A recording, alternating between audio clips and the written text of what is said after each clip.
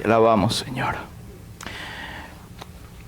Usted tiene ahí un himnario que le pudieron haber prestado o algunos lo tienen ya. Es el número 20. Vamos a cantar el número 20. Es un himno muy conocido.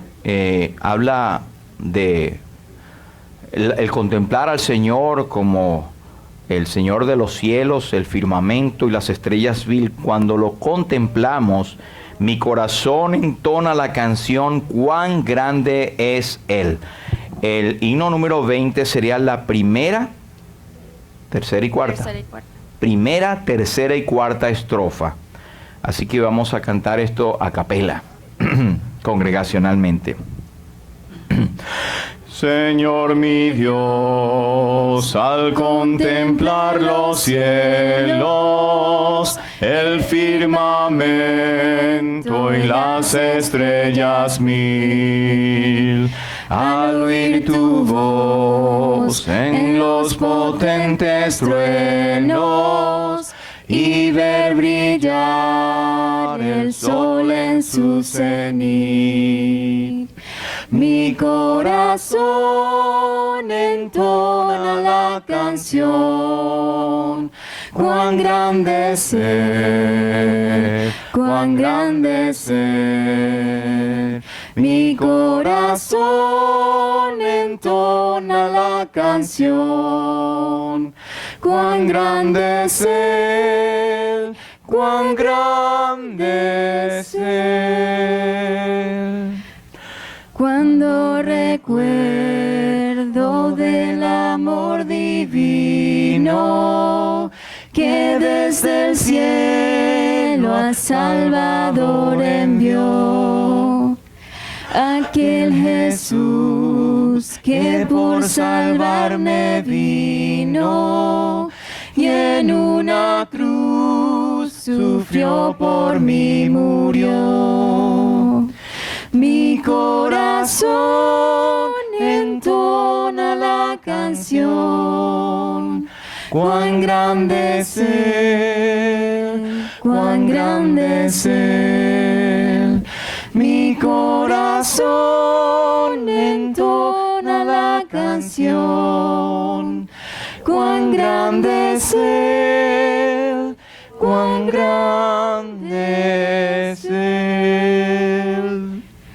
Cuando el Señor me llame a su presencia, al dulce hogar, al cielo resplendor, le adoraré cantando la grandeza de su poder y su infinito amor. Mi corazón entona la canción. Cuán grande es Él, cuán grande es Él. Mi corazón entona la canción. Cuán grande es Él, cuán grande es Él. Padre, queremos darte las gracias, Señor.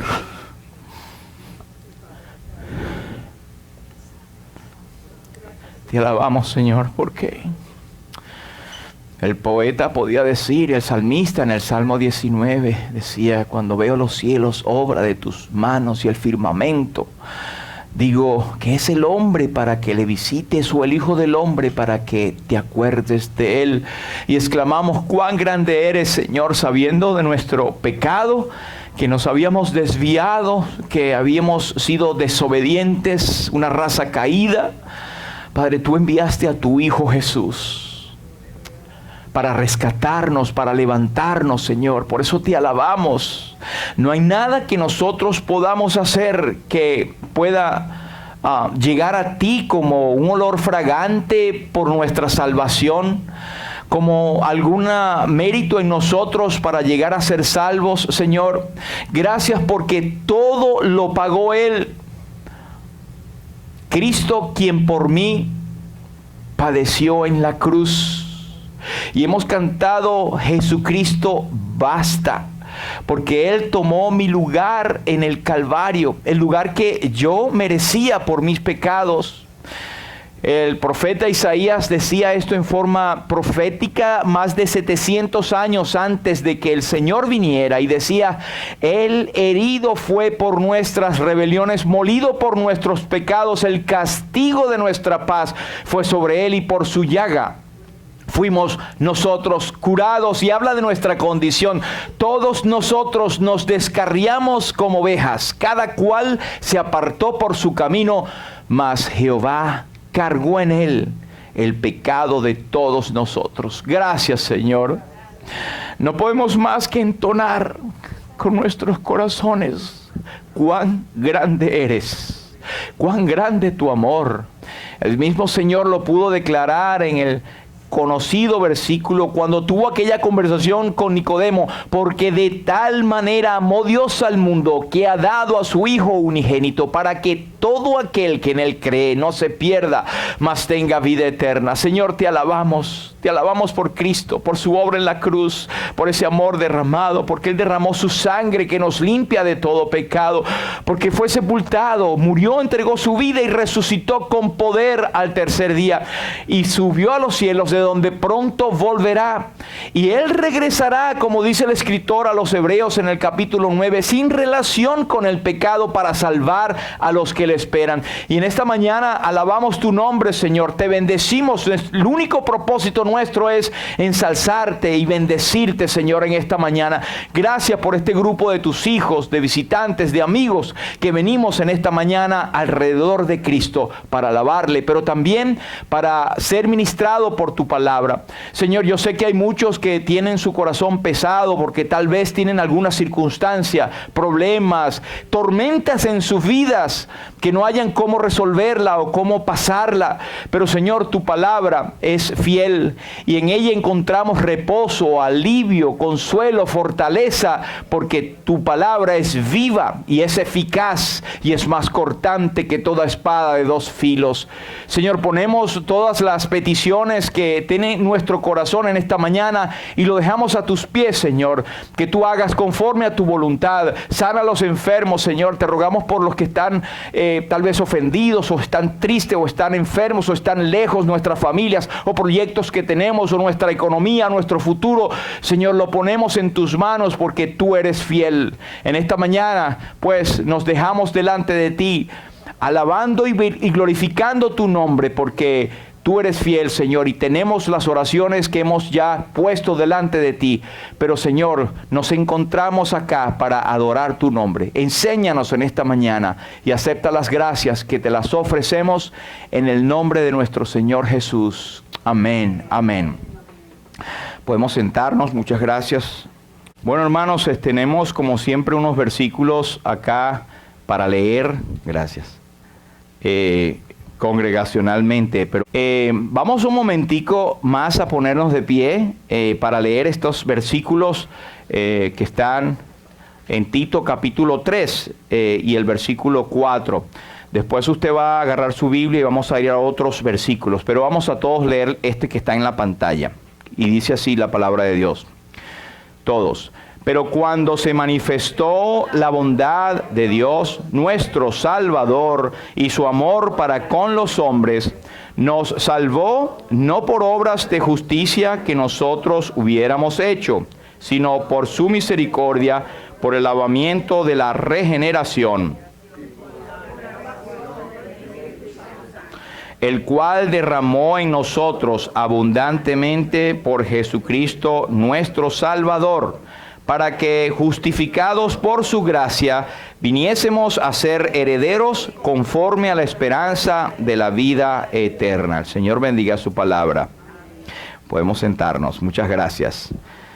Les recordamos que usted puede encontrar estas predicaciones de un servidor y otros hermanos que han expuesto aquí la palabra de Dios, y estudios bíblicos que tenemos en www.lumbrerabiblica.com, o también por YouTube como Iglesia Bautista Lumbrera, y también en las redes como es Facebook.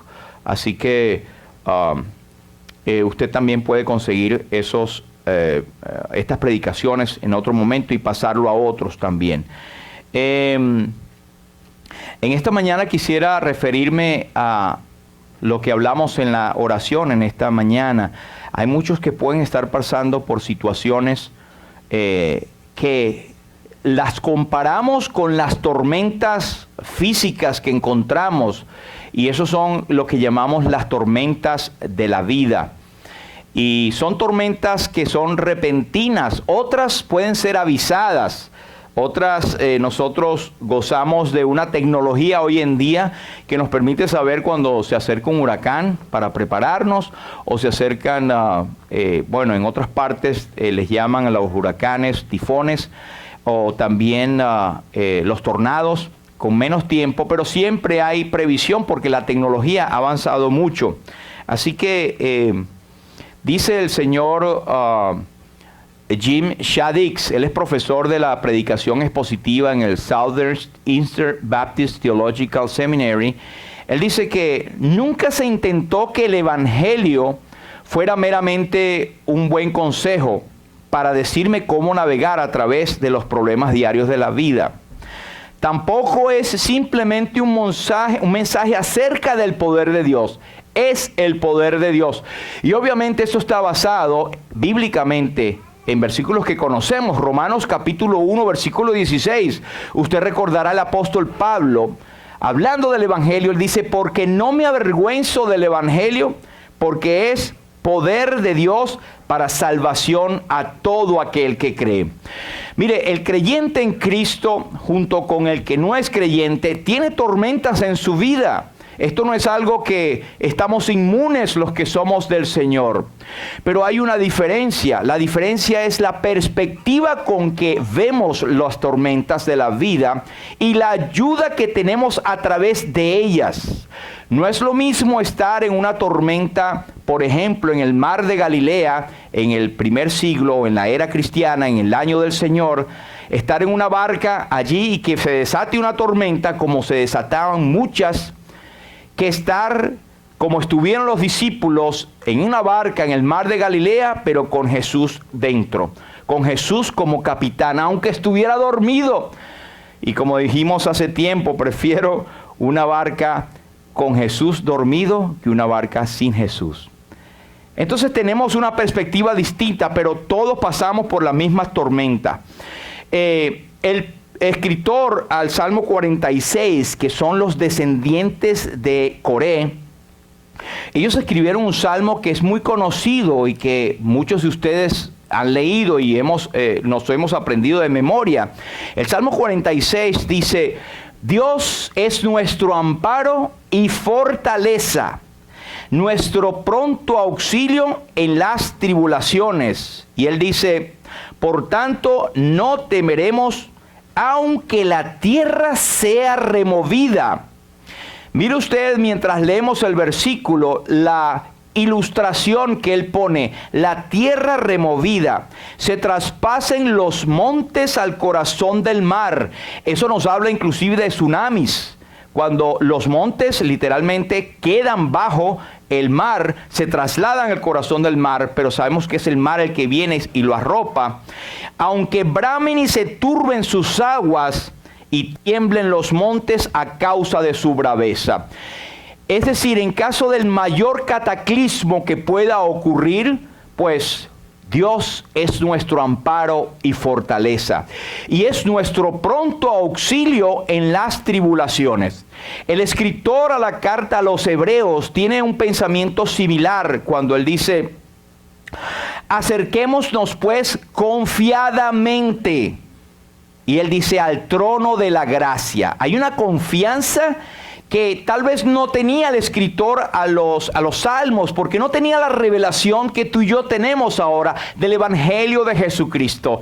No tenía la revelación de que Jesucristo basta. Jesucristo es nuestro amigo. Él vino, se hizo como uno de nosotros, siendo Dios, para estar entre nosotros. Y el salmista antes, como no tenía la revelación que tú y yo tenemos, él decía: se compadece Jehová de los que le temen, porque Él conoce nuestra condición. Se acuerda de que somos polvo. Esa era con todo respeto, la baja esperanza, si se quiere. Tenía mucha esperanza, pero su esperanza era un Dios que se acordara de nosotros, de que somos polvo, de que tenemos una condición que tal vez Dios no podía ver porque es el majestuoso, el que está arriba. Pero él decía, se compadece Jehová, tiene misericordia de nosotros, porque se acuerda que somos polvo. Pero sabe que Dios se hizo carne y habitó entre nosotros y vimos su gloria, dice Juan, gloria como la del unigénito Hijo del Padre, lleno de gracia y verdad. Aquel verbo se hizo carne y habitó entre nosotros, y Cristo estuvo en esta tierra. Nadie puede decir, Dios no comprende mi tormenta, Dios no comprende mi necesidad, porque Dios es el creador del universo. Y se atreven a decir que aún Jesucristo, porque Jesucristo es Dios, no los entiende. Jesucristo es Dios, pero es perfectamente hombre a la vez. No es mitad Dios y mitad humano. Es perfectamente Dios y perfectamente humano. No lo entendemos, pero ¿quién dijo que teníamos que entender a Dios? El día que entendamos a Dios, pues no será el Dios omnipotente y omnisciente. Así que cualquiera sea la necesidad que estamos pasando, Dios es propicio para ti. El Señor puede y tiene el poder para llegar a tu vida, porque es el creador, pero también porque Él se hizo carne y habitó entre nosotros. El Señor Jesucristo sufrió hambre, sed, cansancio, y sufrió también de la traición de las personas que estaban a su lado. Así que Él nos entiende en todo sentido. Vamos a tener una lectura en el capítulo 27 de Hechos. Usted vaya por favor conmigo a Hechos de los Apóstoles, capítulo 27. Vamos a ejercitar a que suenen esas hojas por allí, ¿verdad? También el botón, ¿verdad? De YouVerse. Hechos 27, desde el versículo 1.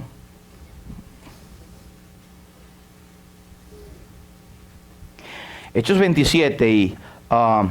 yo les suplico, los que quieran y los que puedan, si nos ponemos de pie para leer estos versículos. Por reverencia a la palabra de Dios, Hechos 27, los que quieran, desde el versículo 1 en adelante, los tenemos todos. Dice así la palabra de Dios. Cuando se decidió que habíamos de navegar para Italia, entregaron a Pablo y a algunos otros presos a un centurión llamado Julio, de la compañía Augusta, y embarcándonos en una nave adrimetena que iba a tocar los puertos de Asia, zarpamos, estando con nosotros Aristarco Macedonio de Tesalónica. Vamos, versículo 4. Y haciéndonos a la vela desde allí, navegamos a Sotavento de Chipre, porque los vientos eran contrarios. Habiendo atravesado el mar frente a Cilicia y a Panfilia, arribamos a Mira, ciudad de Licia.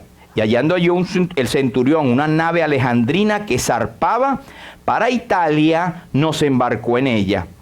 Navegamos muchos días despacio, llegando a duras penas frente a Nido, porque nos impedía el viento. Navegamos a Sotavento de Creta frente a Salmón. Versículo 8 dice, y costeándola con dificultad, llegamos a un lugar que llaman Buenos Puertos. Versículo 9, y habiendo pasado mucho tiempo y siendo ya peligrosa la navegación por haber pasado ya el ayuno, Pablo les amonestaba diciéndoles, varones, veo que la navegación va a ser con mucho perjuicio y mucha pérdida, no solo el cargamento y de la nave, sino también de nuestras personas. Pero el centurión daba más crédito al piloto y al patrón de la nave que a lo que Pablo decía.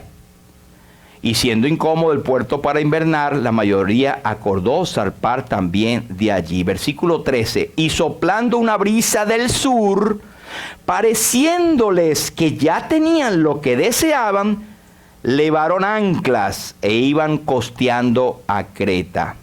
Versículo 14 nos habla de la tormenta. Pero no mucho tiempo después vino contra la nave un viento huracanado llamado Euroclidón.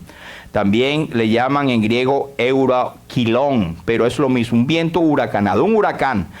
Y siendo arrebatada la nave y no pudiendo poner proa al viento, nos abandonamos a él y nos dejamos llevar. Entre paréntesis, hay que recordar que las naves antiguas no tenían brújula, ni tenían ningún otro instrumento de navegación. Versículo 16, y habiendo corrido a sotavento, es decir, hacia donde te lleva el viento, de una pequeña isla llamada Clauda, con dificultad pudimos recoger el esquife. El esquife son los barcos, los pequeños barcos o botes salvavidas. Y una vez subido a bordo, usaron de refuerzo para ceñir la nave, y teniendo temor de dar a la sirte, arriaron las velas y quedaron a la deriva. Pero siendo combatidos por una furiosa tempestad, al día siguiente empezaron a alijar o a descargar. Y al tercer día, con nuestras propias manos arrojamos los aparejos de la nave. Estaban tratando de quitarle peso a la nave. Y no apareciendo ni sol ni estrella por muchos días, y acosados por una tempestad no pequeña, ya habíamos perdido toda esperanza de salvarnos. Versículo 21, importante. Entonces Pablo, como hacía ya mucho que no comíamos, puesto en pie en medio de ellos, dijo: habría sido por cierto conveniente, oh varones, haberme oído y no zarpar de Creta tan solo para recibir este perjuicio y pérdida. El lenguaje actual sería: te lo dije. Pero ahora os exhorto a tener buen ánimo, pues no habrá ninguna pérdida de vida entre vosotros, sino solamente de la nave. ¿Quién era Pablo para decir esto? Versículo 23, la respuesta: porque esta noche ha estado conmigo el ángel del Dios de quien soy y a quien sirvo, diciendo: Pablo, no temas. Esta palabra no temas está 365 veces en la Biblia. Es necesario que comparezcas ante César, y aquí Dios te ha concedido a todos los que navegan contigo. Por tanto, oh varones, tened buen ánimo, porque yo confío en Dios que será así como se ha dicho. Versículo 28 dice que echaron la sonda, hallaron brasas. Versículo 29, tenían temor de dar con los escollos o quedar dando con las rocas que estaban ocultas. Pase al versículo 30, algunos querían huir y echando esos botes al mar, aparentaban como que querían largar las anclas, pero querían escaparse. Pero Pablo dijo al centurión, a los soldados: si estos no permanecen en la nave, vosotros no podéis salvaros. Ustedes recuerdan que los centuriones eran hombres que tenían 100 hombres a su cargo, y ellos tenían presos a sus cargos, y si perdían alguno de ellos, ellos respondían con la vida. Versículo 32, entonces los soldados cortaron las amarras del esquife, que es los pequeños botes salvavidas, y lo dejaron perderse. Cuando llegó el amanecer, Pablo les decía que comiesen. Este es el 14º día, 14 días que permanecían en ayuno sin comer nada. Alguien dijo: San Pablo era un hombre de Dios, un hombre de acción, un hombre de espíritu, pero también un hombre de sentido común. No era un hombre que estaba en las nubes, un hombre que veía las circunstancias, guiados por Dios a lo práctico también. Versículo 34, por tanto os ruego que comáis por vuestra salud, pues ni aun un cabello de la cabeza de ninguno de vosotros perecerá. Y habiendo dicho esto, tomó el pan y dio gracias en presencia de todos, y partiéndolos comenzó a comer. Esto no era la cena del Señor, esto era la papa que necesitaban para seguir adelante. Versículo 37, todas las personas en la nave, 276 personas. Versículo 39, no reconocían la tierra, acordaron varar. Versículo 40, largaron a las amarras del timón. Pero versículo 44, y los demás parten tablas, parten las cosas de la nave. Ellos llegaron a la orilla, y así aconteció que todos se salvaron saliendo a tierra. Hasta aquí, que el Señor prospere su palabra. Por favor, pueden sentarse, y muchísimas gracias por leer conmigo acá.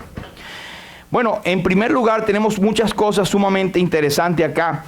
Precisamente cuando llegamos al último capítulo de Hechos, ya nos huele a sal. Ustedes han estado en las playas, sobre todo en las playas de nuestro país, que aquí no huele a sal, no sé por qué. No huele así ese salitre que nosotros estamos acostumbrados a nuestras costas caribeñas. Ya en Hechos 27 y 28 ya nos huele a sal, a brisa, a pájaros. Y es que precisamente ese es un tiempo en que el apóstol Pablo tuvo otro de sus naufragios. Y él era experto en esto.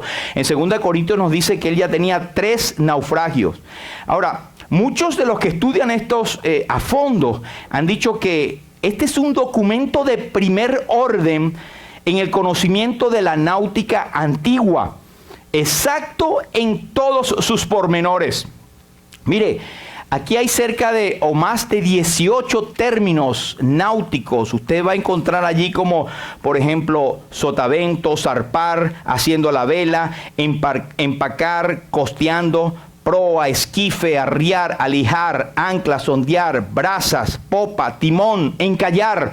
Todos son términos meramente náuticos que lo comprenderá un verdadero marinero, pero que es exacto en todo lo que ellos hicieron. Esto han llegado en conclusión la gente que estudia estas cosas. Ahora, fíjense que los judíos no eran gente que les agradaba el mar, no eran marineros, con excepción de los pescadores que por obligación tenían que ir al mar de Galilea. Ellos tenían un innato temor al mar y todo lo asociaban con las fuerzas sobrenaturales. ¿Usted recuerda cuando los mismos discípulos en la barca vieron a Jesús que venía entre las aguas? Que dijeron, el Señor viene caminando. Un fantasma. Ellos le tenían un terror a las fuerzas. Nosotros tuvimos la oportunidad, gracias al Señor, de estar en ese mar de Galilea y lo agarramos tranquilito. Pero ahí se forman unas tremendas tormentas que bajan de las montañas, y cuando convergen hay unas tormentas que nadie quiere estar allí. Pero cuando San Juan escribe el Apocalipsis, en el versículo 1 del capítulo 21, él dice, el mar ya no existía más.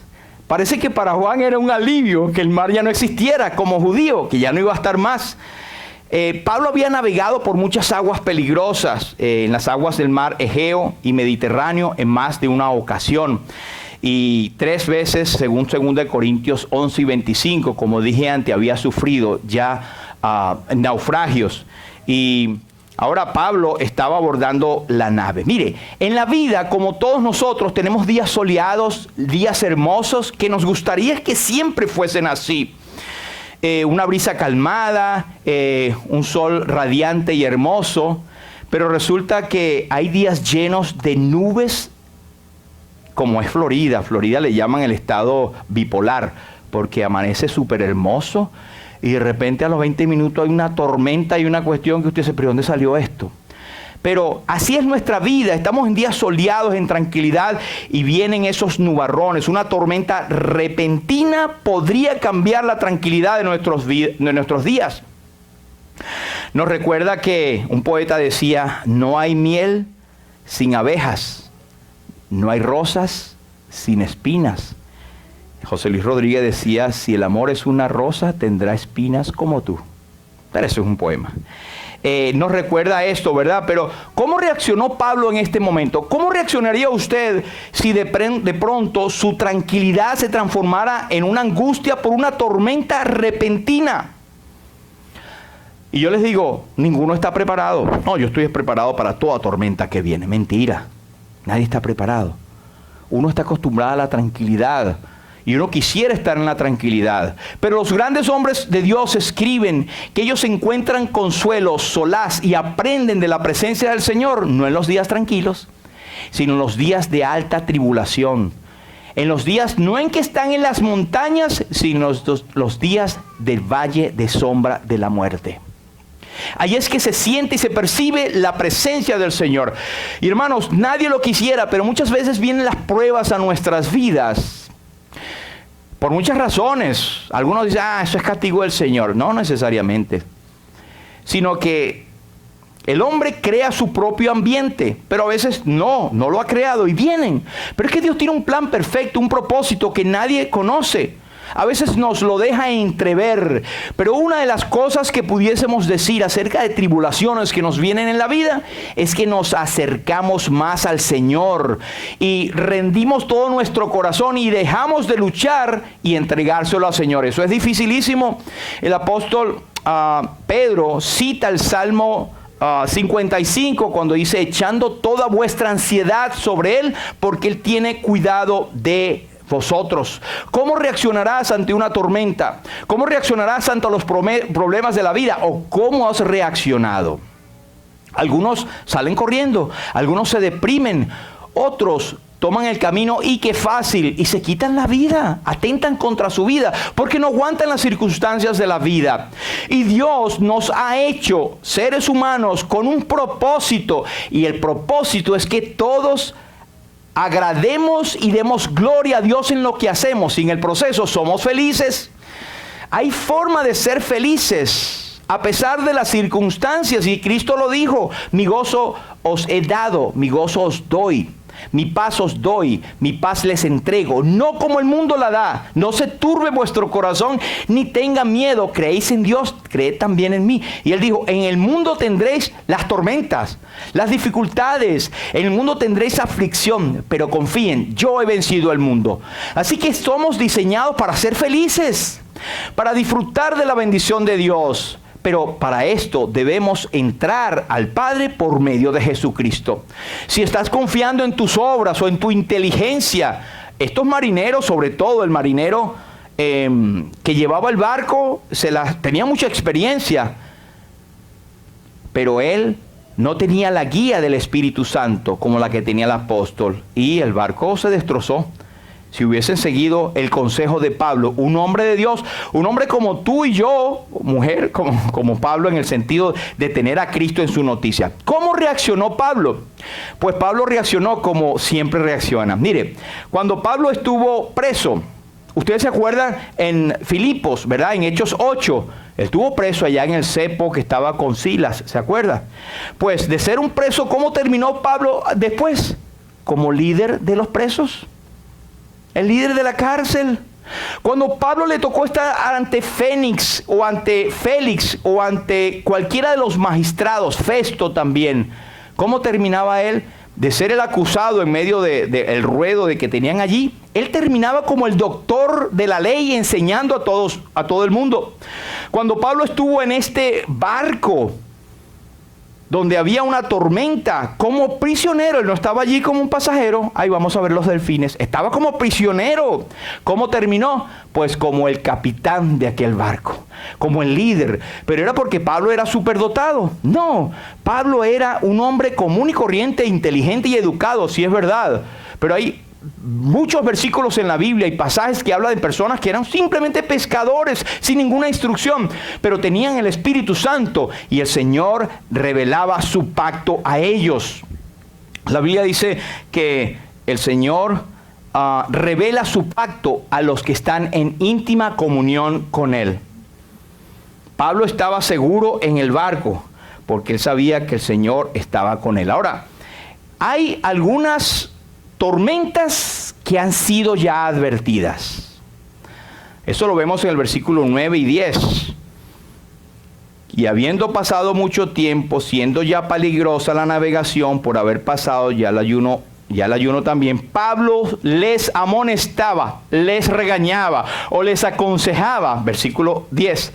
Varones, veo que la navegación va a ser con perjuicio y mucha pérdida, no solo en el cargamento, sino también de nuestras propias personas. Estaba ya advirtiendo a todos aquellos hombres, los líderes, los oficiales, hasta el capitán. Mire, la cosa viene difícil, va a haber muchas pérdidas. Y no le hicieron caso. ¿Por qué no le hicieron caso? ¿Se acuerdan cuando Festo le dijo a Pablo: ay, Pablo, las muchas letras te vuelven loco? Después te oiré. Cuando Pablo empezó a hablar de la resurrección de Jesucristo. Cuando él empezó a hablar del juicio venidero. Y sabe que hoy en día cuando se predica el evangelio, se habla que todos somos pecadores. Y la gente, será el de la esquina, porque yo no soy. Número 1. Número 2. Ok, soy pecador, eres pecador y mereces la condenación eterna. No, tampoco así, mi Diosito es bueno, Él no me va a enviar al infierno. Otra tormenta que no estás viendo que viene. La Biblia dice: la paga del pecado es muerte, es condenación eterna. Y no puede ser que tú hayas nacido, ¿verdad?, ya creyente, ya salvo. Tiene que haber un cuándo, un dónde y un cómo. Sea salvo, porque hay una condenación que viene. Hay una tormenta grande, mayor que la que cualquiera puede pensar. Y esta es una condenación eterna. Es una tormenta que viene. La paga del pecado es muerte, mas la dádiva de Dios es vida eterna en Cristo Jesús, Señor nuestro. Así que el Evangelio es una advertencia a la tormenta del juicio de Dios que vendrá por el pecado que Cristo a propósito ya tomó por nosotros. Pero hablando a nosotros los creyentes en Cristo, los que tenemos ya la salvación, no por ser buenos, sino porque le reconocimos a Él como nuestro Salvador, vienen las tormentas de la vida y algunos hermanos nos indican, o leyendo la palabra, o las circunstancias, o cuando estamos haciendo la voluntad de Dios, percibimos cosas que nos vienen o nos llegan repentinamente. Pero hay hermanos que nos dicen, hermano, no se vaya por allí porque esto no le conviene. Hermano, yo tengo muchos años haciendo esto. Fíjense sus problemas más bien. Pero ¿qué aquellos que tienen una advertencia eterna de las cosas que van a venir? No van a tener la posibilidad de decir, bueno, como envía, Señor, a Lázaro porque tengo 5 hermanos a fin de que no vengan ellos a este lugar de tormento porque yo fui necio y no vi la advertencia o no quise hacer caso. Y se les dirá, como dijo, al Señor tienen y la palabra tienen y los profetas tienen, óiganlos a ellos. Pero entonces las tormentas han sido advertidas y en segundo lugar es que algunos le dan más crédito a la supuesta sabiduría del mundo que a los hombres que tienen una relación con Dios. ¿Qué dice el versículo 11? Pero el centurión daba más crédito al piloto y al patrón de la nave que a lo que Pablo decía. Pablo era un preso, ven acá. Pablo, ¿qué vas a saber tú? Eres un preso. Yo tengo gente aquí que contrató el gobierno de Roma para llevarte a ti como la nave. Así que, quédese quieto, quédese quieto. Le daba más crédito a los demás. Sin embargo, después vemos que este centurión cambió porque fue viendo de las experiencias. Y muchas veces las experiencias son las que nos enseñan. A usted y a yo y a mí nos ha tocado de que somos cosas o personas diferentes por las experiencias que pasamos. Las experiencias enseñan. Antes yo era así, pero tuve que pasar por esto para ahora humillarme delante del Señor o cambiar de opinión o no ser tan necio o tan vanaglorioso como lo quieras llamar. El creyente pasa por esto. Tengamos cuidado de no dar más crédito a la sabiduría del mundo. Mi pregunta para todos es, en medio de tus tormentas y tus situaciones, ¿en quién estás confiando tú? ¿Quién es tu consejero? ¿Quién es tu advisor, como dicen en inglés? ¿Quién es la gente a quien tú pides opinión para tomar una acción? ¿Será Netflix? ¿Será, qué sé yo, la radio? ¿Será un buen libro por allí? ¿Será, qué sé yo, los políticos? ¿Será cómo se está moviendo la economía hoy en día? ¿Serán los brujos? ¿Qué sé yo? ¿Cuál es tu brújula hoy en día? ¿A dónde está puesta tu confianza? Y esto va para todos. El inconverso, la persona que no tiene a Cristo en su noticia puede decir, bueno, mi papá y mi mamá, yo no digo que no, pero busquemos la sabiduría del Señor. Mira lo que dice la Biblia en Proverbios, nos dice, el avisado ve el mal y se aparta, mas el simple pasa y recibe el daño. Hay advertencias que se nos dan, si no es por la palabra de Dios directamente, son las circunstancias que Dios te pone a tu lado para que veas. Hay un dicho popular que dice, y de hecho por eso es que viene la expresión Vox Populi, Vox Deo. O sea, la voz del pueblo es la voz de Dios, en un sentido de que si tú ves las bardas, o las barbas, algunos dicen, pero es barbas de tu vecino arder, pon las tuyas en remojo. Cuando hubo el gran tsunami en el 2004 en Sumatra, en la India, hubo advertencias, pero mucha gente no las desestimó. Los modelos y las computadoras dieron la advertencia y casi 280,000 personas perecieron en aquel tsunami, una tormenta que venía y no hicieron caso. Unos hicieron caso y se fueron, pero no todos. Recién hubo un pequeño tsunami también y hay terremotos, hay advertencias. Pero eso es en lo físico. Me refiero a tu vida espiritual. ¿Dónde estás centrado? Está bueno, está bien, estoy estudiando, no, estoy trabajando, yo con eso estoy bien. No, realmente no tengo muchas tormentas. Estás esperando que venga una tormenta para entonces ver en quién confiar. Entonces algunas personas le dan crédito a las personas del mundo que a lo que el Señor dice. Dice el pastor John Piper en su libro del coronavirus, él dice: nuestra esperanza no está en las probabilidades, nuestra esperanza está en Dios. Esto es casi citando un salmo. Y él dice: este es el mensaje del coronavirus, poniendo como ejemplo de una de las tormentas más grandes que vino para la humanidad y que la humanidad estaba, mire, con las manos atadas, no sabía qué hacer, todavía no saben lo que hacer. Pero el mensaje del coronavirus es: dejen de confiar en ustedes mismos y busquen a Dios. Ustedes ni siquiera pueden evitar la muerte. Dios puede resucitar a los muertos. Como la crisis del coronavirus, cualquier otra tormenta que llega sin avisar, nos puede agarrar entonces fuera de base. ¿Dónde está nuestra confianza? Hay un himno que dice: nuestra confianza y protección, nuestro eterno bien están solo en ti, Señor. El Salmo 90 dice: Señor, tú nos has sido refugio de generación en generación, antes que apareciesen los mares y los montes, desde el siglo y hasta el siglo, tú eres Dios. Esa es la confianza que nosotros tenemos en el Dios que hizo los cielos y la tierra y que no se moverá. He aquí que no se dormirá ni se adormecerá quien te guarda, el que guarda a Israel, por consiguiente a nosotros mismos. El otro Salmo 55 dice: este Dios es Dios nuestro eternamente y para siempre, y Él nos guiará aún más allá de los cielos. Cuidado en quién estás poniendo la confianza. En medio de tus crisis, busca al Señor. En último recurso de los apóstoles asustadizos o asustados que estaban en la barca, fueron a despertar al Señor. Una de las palabras que el Señor les dijo: hombres de poca fe.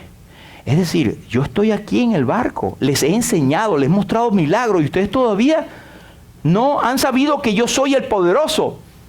Se levantó y le dijo al mar: calla, enmudece. Y se hizo grande bonanza. Y aquellos hombres seguidores de Jesús, creyentes, discípulos, dijeron: pero ven acá, así en dominicano, pero ven acá, ¿quién es este que hasta los mares y el viento le obedecen? Hasta ese momento no conocían a su Señor, que es el poderoso, el creador de todas las cosas. Dice: todas las cosas por Él fueron hechas, y sin Él nada de lo que ha sido hecho fue hecho. Es necesario que les conozcas como aquel que murió en la cruz y poderosamente resucitó entre los muertos, y que es verdad lo que Él dice. ¿Tienes a Cristo en tu noticia? ¿Le tienes a Él como Señor y Salvador? No sigas el consejo de los malos. ¿Te suena un versículo, verdad? Salmo 1.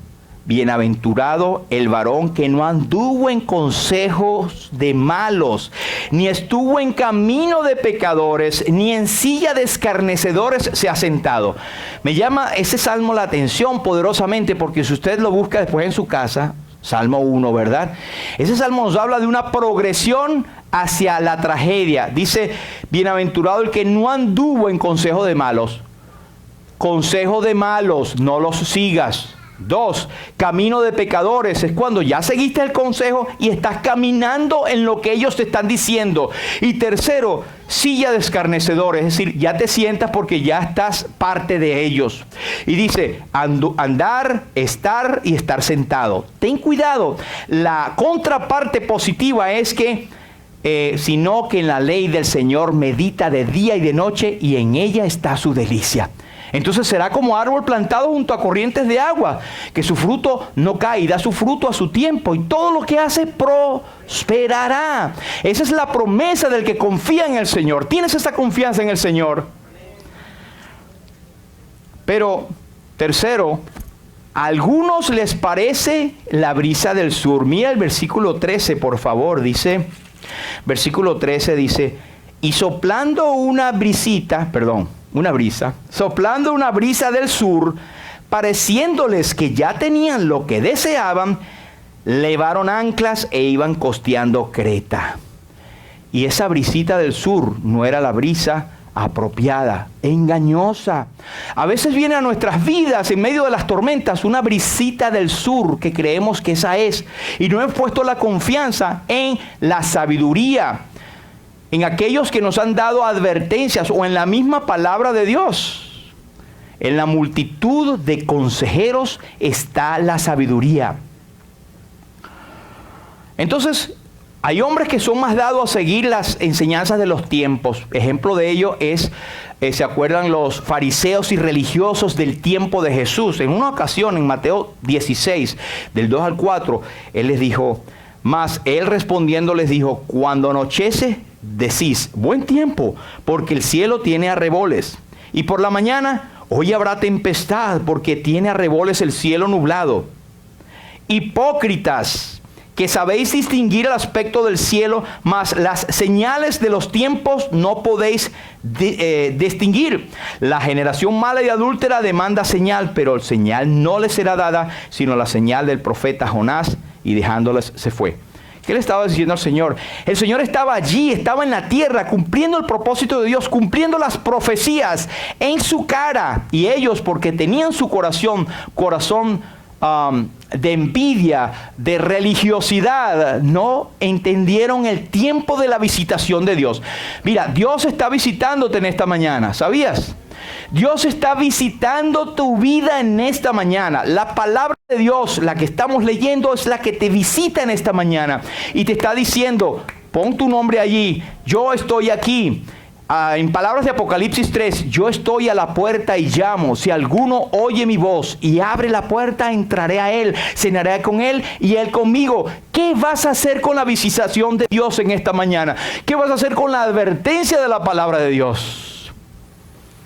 Primeramente, para la persona que no tiene la noticia de Cristo, dice la Biblia, hoy es el tiempo aceptable, hoy es el día de salvación. Si oyeres hoy su voz, no endurezcas tu corazón, la tormenta viene. Oh, yo soy joven, yo tengo mucho tiempo. No sabéis del día de mañana. No sabéis qué pasará un segundo a partir de ahorita.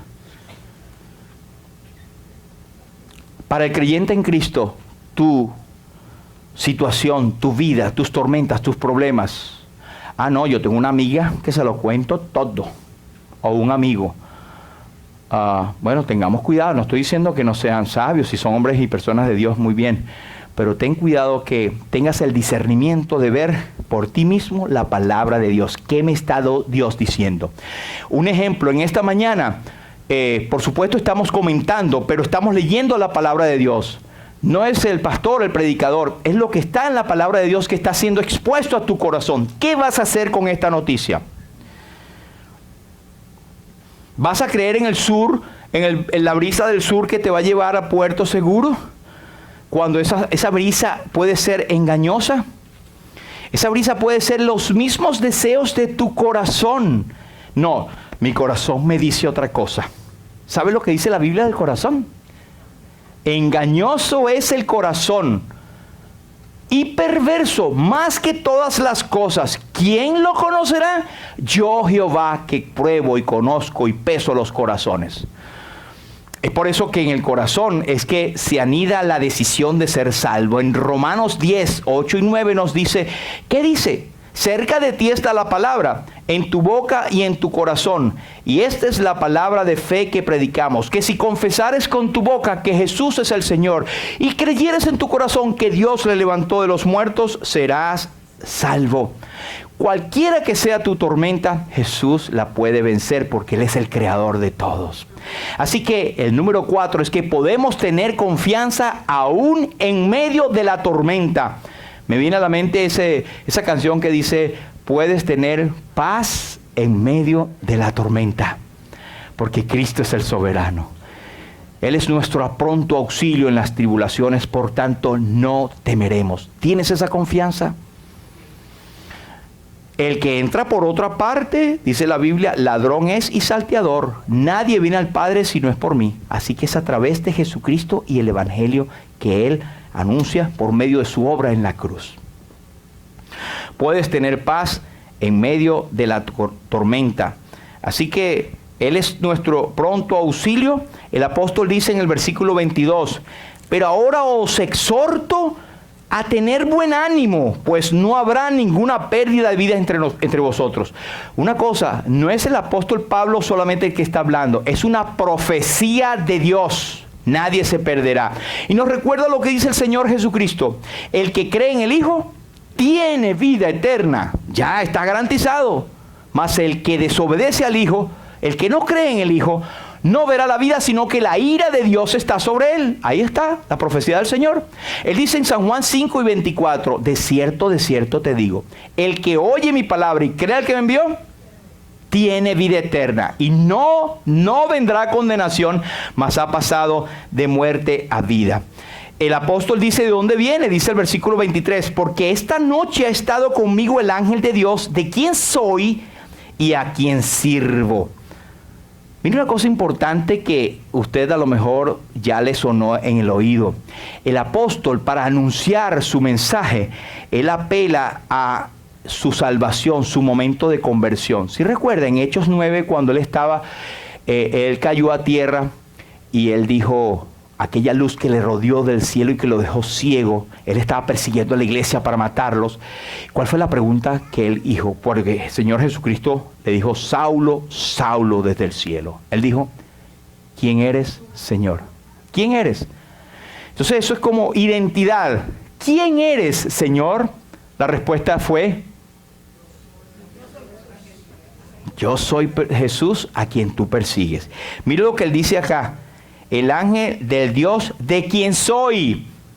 Ya él era de él. A ese momento de conversión, cuando tú crees en Cristo como Salvador, le perteneces a él por la eternidad. Ya Dios te tiene en su familia, ya eres un hijo de Dios, no por obras para que nadie se gloríe, no por voluntad de varón ni de carne, sino de Dios. Entonces eres hijo de Dios y perteneces a Dios. Y en esa confianza puedes pararte ante cualquier tormenta, no con un espíritu de gallardía o de prepotencia, sino de humildad y confianza en que Dios te sacará de eso también. Y si no, como decía Daniel y sus amigos, que lo echaron en el foso de los leones y también en el horno de fuego. Ellos dijeron, mira, el Señor nos puede librar, pero si no nos libra, sepa que nosotros seguimos sirviéndole a Él. Porque es su voluntad. Nosotros no podemos decirle a Dios, Dios, haz esto, te ordeno, Dios. Tenemos que someternos a su voluntad. Pero lo segundo que Él dice es, versículo 23, dice, de quién soy y a quién sirvo. Tiene que ver con la reacción después que conoces a Cristo. Una persona que tiene a Cristo no solamente le conoce, quiere conocerle, quiere aprender de su palabra, pero también quiere servirle. Si tú eres y confiesas a Cristo como Señor, pero no estás haciendo nada para la gloria de Dios, examínate.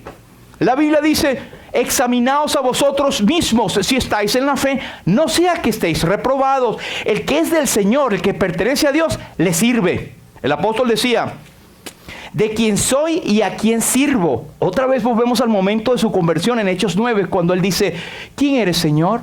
Soy Jesús a quien tú persigues. Dura cosa te es dar coces contra el aguijón. Y lo segundo que el apóstol Pablo dijo fue, ¿qué quieres que haga? Es ¿cómo te sirvo, Señor? Así que la pregunta es para nosotros, Señor, te conozco, ok, yo digo que tengo a Cristo, soy cristiano, ¿cómo le sirvo? ¿Estoy viviendo para su gloria y su honra? ¿Soy una persona que está en olor fragante al Señor? Son reflexiones, pero puedes tener fe, confianza en medio de la tormenta. Y lo último es esto. Todos se salvaron tal como Dios les prometió. Vea el versículo 44. Dice, y así aconteció que todos se salvaron. Dios es un Dios que cumple promesas. Dios es un Dios que dice la verdad. Dios es un Dios que selló con la sangre de su Hijo el pacto eterno. Dios no miente. Mentirosos somos nosotros. Mentirosos somos nosotros. Y Dios nos ha dado fortísimas garantías para que por ella estemos seguros de la salvación y también de lo que vamos a enfrentar. Entonces, en resumen, algunas tormentas ya han sido advertidas. Usted y yo hemos sido advertidos en esta mañana. No digamos, yo no sabía. 2. Algunos hombres le dan más crédito a la supuesta sabiduría del mundo que a los hombres que tienen una relación con Dios. Cuidado, ¿será este mi caso? 3.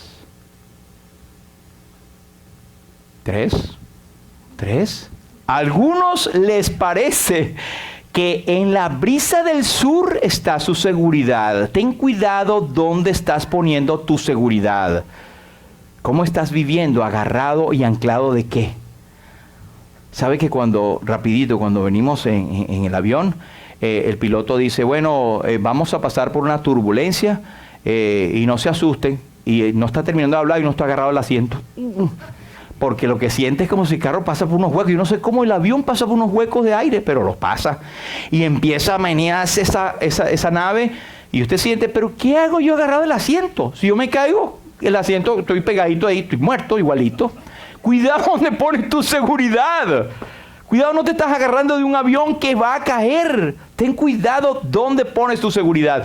Número 4, podemos tener paz en medio de la tormenta, porque Cristo es el poderoso. Yo estoy con vosotros todos los días hasta el fin del mundo. Y por último, Él cumple sus promesas. El punto 5 es que todos se salvaron tal como Dios les prometió. Amén.